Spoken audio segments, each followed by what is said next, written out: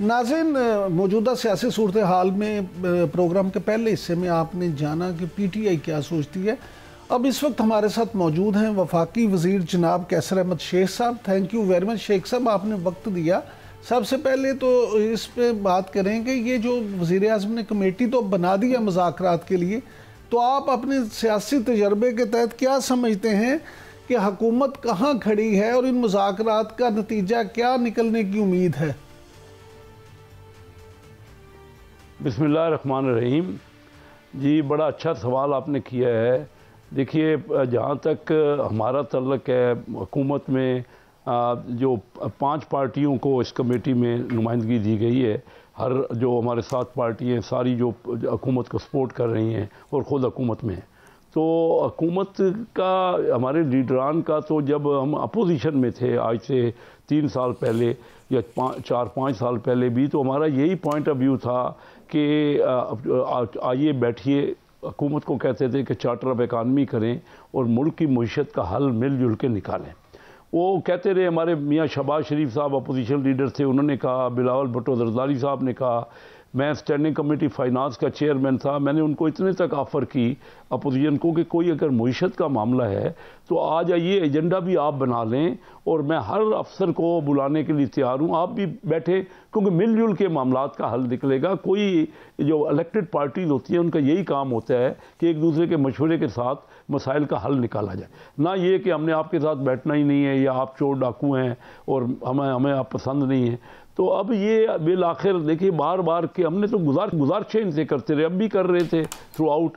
तो इन्होंने ये कहते थे हमने इस्टेब्लिशमेंट के साथ बैठना है, हालांकि मज़ाक़ खैर बात थी ना। देखिए, खुद तो इनका सोशल मीडिया भरा पड़ा है इस्टेब्लिशमेंट के ख़िलाफ़ और उन्हीं को पता नहीं क्या क्या अलकाबात देते रहे। तो अब ये इलॉजिकल था कि हमने उनके साथ बैठना है, हालांकि कभी भी इस्टेब्लिशमेंट का ये काम ही नहीं होता, उनका ये काम नहीं है, काम तो पॉलिटिकल है ये।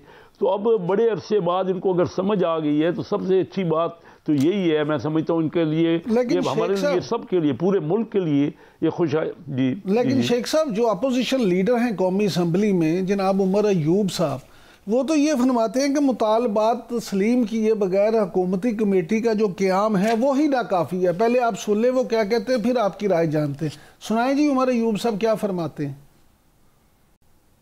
हुकूमत ने अपनी मुज़ाकराती टीम बनाई है, पर यह काफी नहीं है। जो शराइत रखे हैं वज़ीर आज़म इमरान खान साहब ने कि 9 मई के जो हमारे साथी हैं उनके ऊपर जो तशद्दुद हुआ था उसके ऊपर आपका जुडिशल कमीशन बने, उसके बाद हमारे 26 नवंबर को इनकी पूरी इंक्वायरी होनी चाहिए, जुडिशल कमीशन बनना चाहिए। तो ये जब बनेगा तो आगे बातचीत चलेगी, ना हुआ तो फिर वज़ीर आज़म इमरान खान साहब का जो हुक्म है वो सराखों पे, जो उन्होंने कहा है कि हम लोग सिविल डिसोबीडियंस की तरफ जाएंगे, रेमिटेंसेस बंद करने के हवाले से या बाकी भी चीजें वो फिर इंशाल्लाह ऑपरेशन में आएंगी। जी शेख साहब, आपने सारी गुफ्तगू सुनी, तो अब बताएं कि आपके ख्याल में क्या क्या इश्यूज डिस्कस होंगे, क्योंकि उमर अयूब साहब तो कहते हैं कि शराइत कबूल किए बगैर कुछ फ़ायदा नहीं। नहीं, वो देखिए, वही शराइत पहले अगर रख देंगे तो फिर तो मुज़ाकरात नहीं हो सकते। उन्होंने अपनी कमेटी बना दी है, हमने अपनी कमेटी बना दी है, दोनों ने जाके स्पीकर या सादिक साहब, जो कि एक न्यूट्रल इदारा होता है, पोजीशन होती है स्पीकर की, तो उनके सामने ये कमेटियां बन गई हैं। तो मैं समझता हूँ कि वही कोई भी बात है, कोई भी मुतालबा है, वहाँ बेशक डिस्कस करें आपस में बैठ के। असम्बलियों का भी यही काम होता है और ये जो अभी मुज़ाकरात शुरू हैं उसका भी यही काम है। आप इस बात पे आ गए कि कमेटी आपने बना दी, हमने भी कमेटी बना दी, बैठ गए ना, ये बहुत बड़ा स्टेप है। जो पहला स्टेप जो हुआ, उसके बाद एक एक करके मुतालबात पे को गौर होगा, ज़रूर होगा। मैं नहीं समझता कि वो माने जाएंगे कि नहीं माने जाएंगे, लेकिन उस पर डिस्कस होगा, इसीलिए तो ये मुज़ाकरात शुरू हो रहे हैं। और ये जो बात थी कि हमने इस्टेब्लिशमेंट के साथ बैठना है, तो आज तो इस्टेब्लिशमेंट तो नहीं बैठी है, इस्टेब्लिशमेंट तो का काम ही ये नहीं है, ये इलॉजिकल बात थी और समझ आ गई उनको। या असम्बली में डिबेट हो सकती थी और या अभी ये कमेटी बनी है तो उसमें डिबेट हो। हम तो पहले दिन से, मेरे कई सैकड़ों प्रोग्रामों में मैंने एक ही बात की है कि बड़ाए मेहरबानी आ जाएं, बैठ के डिस्कस करें पॉलिटिकल लोगों की बात। सेकेंड वर्ल्ड वार हुई, उससे ऊपर तो कोई जंग नहीं थी ना दुनिया की, और तो उसके बाद भी बैठना पड़ा ना। हम इंडिया और पाकिस्तान की 2 जंगें हुई, बड़ी जंगें हुई, उसके बाद भी टेबल पे बैठना पड़ा। ये इससे तो बड़ा नहीं है, ये तो हमारे अपने लोग हैं।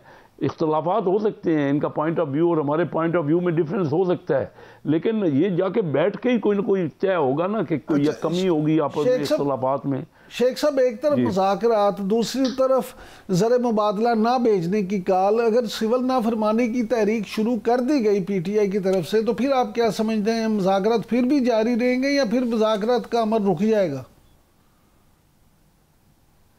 देखिए, मुज़ाकरात मेरे ख्याल में कोई भी कंडीशन है ना उसमें जारी रहने चाहिए, उसी में ये बातें भी डिस्कस होनी चाहिए। और ये जो सिविल नाफरमानी की बात है, ये बिल्कुल फेलियर होगी। ये मैं एज अ बिजनेसमैन आपसे कह सकता हूँ कि ये रेमिटेंस तो हमारी बढ़ रही है, 33% रेमिटेंस बढ़ गई है पिछले साल के इन 5 महीनों से। ये 5 महीने जो गुजरे हैं उसमें 33% रेमिटेंस बढ़ गई है। हमारी जो बाहर वाले लोग तो कॉन्फिडेंस कर रहे हैं, पाकिस्तानी जो रहते हैं, इनके क्या होगा, इनके कहने से क्या लोग अपने अपने अजीज़ों को, अपनी फैमिली को पैसे नहीं भेजेंगे? ये इनको इन बातें ऐसी करते हैं जिनको या तो इनका तल्लक नहीं है, उससे कनेक्ट नहीं है लोगों से, इनका तल्लक नहीं है। जगह सियासत है, लोग अपनी फैमिली को थोड़ी कि उनका बच्चा अगर गया है किसी काम के लिए बाहर, वो अपनी माँ को या अपने बाप को या अपने भाई बहनों को पैसे नहीं भेजेगा। ये क्या सोच रहे हैं? ये बिल्कुल इस पर भी इनको बुरी तरह नाकामी होगी। लेकिन उसका ये मतलब नहीं इन्होंने की है सिविल नाफरमानी जो इंतहाई ही गलत तरीक़ाकार है, लेकिन उसके बावजूद मैं समझता हूँ कि मुज़ाकरात जारी रहने चाहिए। मुज़ाकरात जितना भी, जब तक कोई ना कोई हम आपस में कोई ना कोई लाए अमल बना लें, एक मिनिमम कॉमन एजेंडा बना लें जिससे मुल्क आगे बढ़े। मुल्क का ये नुकसान कर रहे हैं ना, रेमिटेंस अगर कम आएगी इनके मुताबिक होगा तो नहीं है, मैं तो पहले आपसे कह चुका हूँ, लेकिन उससे इनको क्या फ़ायदा होगा? मुल्क को ही नुकसान होगा ना। पहले इन्होंने कह के देख लिया IMF से कि आप कर्ज ना दें, यही कह के देख लिया ना, क्या हुआ? इनका कोई भी बात मानी गई? पॉलिटिकली बात है, पॉलिटिकल पार्टियां आपस में बात कर सकती हैं, बैठ के बात हो सकती है, क्यों झगड़ा किस बात का है? ये भी इलेक्ट हुए हैं, हम भी इलेक्ट हुए हैं। अच्छा, आके बात करें, इनके कोई मुतालबात या हमारे कोई जी शेख साहब, पाकिस्तान तहरीक इंसाफ ने मिलिट्री कोर्ट्स के फैसलों के खिलाफ ये जो सजाएं मिली हैं उनको चैलेंज करने का फैसला किया है, तो आपके ख्याल में अगर ये चैलेंज करते हैं तो इससे क्या PTI को कुछ रिलीफ मिलेगा? देखिए, अपील का राइट तो उन फैसलों में खुद ही दिया गया है। उनका अपील जो है वो कर सकते हैं आर्मी चीफ से, वो और राइट तो खुद ही उन फैसलों में ही अनाउंस किया गया है। हो सकता है कोई रिलीफ मिल जाए अगर कोई जायज़ बात इनकी होगी, तो मकसद तो यही है ना। कोई भी बात, मैंने अपने पिछले दिनों तकरीर की है कौमी असम्बली में, मैंने कहा इस्टेब्लिशमेंट या रियासत एक माँ की तरह होती है, उसने तो सबका ख्याल रखना है ना। वो किसी की तरफदारी नहीं करते। जो हकीकत होगी, जो 9 मई का वाक़या हुआ है वो रियासत के ख़िलाफ़ हुआ है, और ऐसा वाक़या पाकिस्तान की तारीख़ में नहीं हुआ। इंडिया ने हमले किए तो हमारे वो हमारे तनसीबात पे या जना हाउस पे हमले नहीं हुए।